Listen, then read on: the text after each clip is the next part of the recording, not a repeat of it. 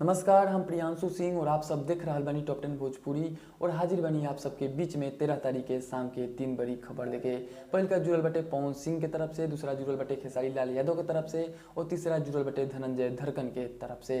वहीं बात कर ले जाओ सबसे पहल का खबर के, तो सबसे पहल का खबर निकल के आ रहल बटे पवन सिंह जी के तरफ से। आप सबके पता बा कि पवन सिंह जी के फिल्म बॉस के निर्माता प्रेम राय जी, वहीं पे भोजपुरी इंडस्ट्री के नंबर 1 डिस्ट्रीब्यूटर निशांत उज्ज्वल जी, जो उनकी थोड़ा सा विवाद हो चुका बटे दोनों जना में। सबसे पहले बात कर ले जाओ बॉस फिल्म के, तो आप सबके बता दी कि कल के वीडियो में बहुत लोग के थोड़ा सा समझ में नहीं रहे, चलते फिर से हम वीडियो बना रहा बानी। इस शॉर्टकट में आप सबके हम समझावे वाला बानी।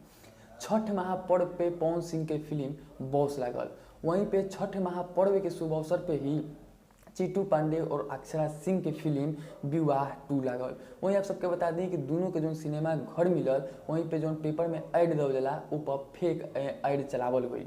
आप सबके बता दी कि पवन सिंह के बॉस फिल्म के 19 गो सिनेमा हॉल मिलल बाटे।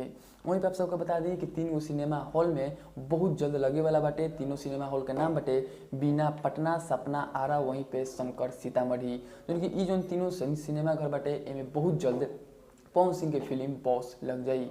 वहीं आप बात करें चीटू पांडे के, तो चीटू पांडे के जो विवाह 2 बटे वो के दिखावल जा रहा बा पेपर ऐड में कि 21 गो सिनेमा घर में लगल बा। लेकिन ई प्रेम राय जी अपन एक लिख के जो कि बतैले कि ना ऐसा गलत बाटे, जो ई पेपर में ऐड चलावल जा रहा बा ई गलत चलावल जा रहा बा। जो विवाह 2 के सिनेमा घर मिलल बटे वो 21 गो नहीं मिलल, बल्कि जो 21 गो सिनेमा घर के जो ऐड दिखावल जा रहा बा उनमें से 9 गो सिनेमा घर में अक्षय कुमार के फिल्म सूर्यवंशी लागल बा। यानी कि चीटू जी के जो फिल्म बटे मात्र 12 सिनेमा घर में ही लागल बा। उनकी फेक ऐड चला के पेपर पे ऊपर दिखावल जा रहा बा कि 21 गो सिनेमा घर चीटू पांडे के मिलल बटे, जो कि सारा सर गलत बटे, जो कि प्रेम राय जी कहले रहन। और आप सबके बता दें कि हमारा विवाद के लिए से क्या फायदा। बहुत लोग कमेंट करके तू विवाद करावत, हमारा विवाद नहीं करावत। आप सब जाके प्रेम राय जी के सोशल मीडिया पे आप सब देख लें। तो ये मैटर रहे बस सिनेमा घर जो बाटे, सिनेमा घर की लड़ाई रहे कि पवन सिंह के कम सिनेमा घर मिलल बा, जो कि पवन सिंह के नीचा दिखावे के कोशिश कल जा रहा बा और केहू के खुश करे के कोशिश कल जा रहा बा, जो कि प्रेम राय जी अपन फेसबुक पेज पे लिखले रहन। तो ये सब मैटर है जो कि अभी मैटर ज़्यादा दिन चली नहीं, सब खत्म हो जाए, काहे कि पवन सिंह और चिट्टू पांडे के मुकाबले नहीं के कोनो भी। वही बात कर जाओ दूसरा खबर के, तो दूसरा खबर निकल के आ रहा बटे trending star hit machine Khesari Lal Yadav के तरफ से। आप सबके बता दी कि खेसारी लाल यादव जी के कल आप सबके बीच में हो रहा बटे एक नया एल्बम सॉन्ग रिलीज। जो एल्बम सॉन्ग के बोल बा तारी पी के।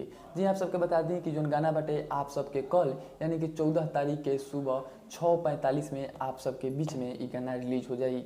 और ये रिलीज होने वाला बटे अंकिता फिल्म से। वही बात कर जाओ गाना के लेखक के, तो गाना के लिखले बने पवन पांडे, वहीं पर संगीत बजैले बने आर्या शर्मा।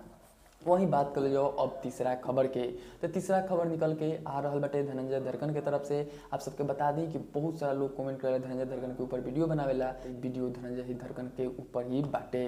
तो तीसरा खबर बाटे धनंजय धरकन के तरफ से। आप सबके बता दी कि धनंजय धरकन के आप सबके बीच में कल एक वीडियो सॉन्ग हो रहा बटे रिलीज, और ई रिलीज होखे वाला बाटे जय हिंद फिल्म से।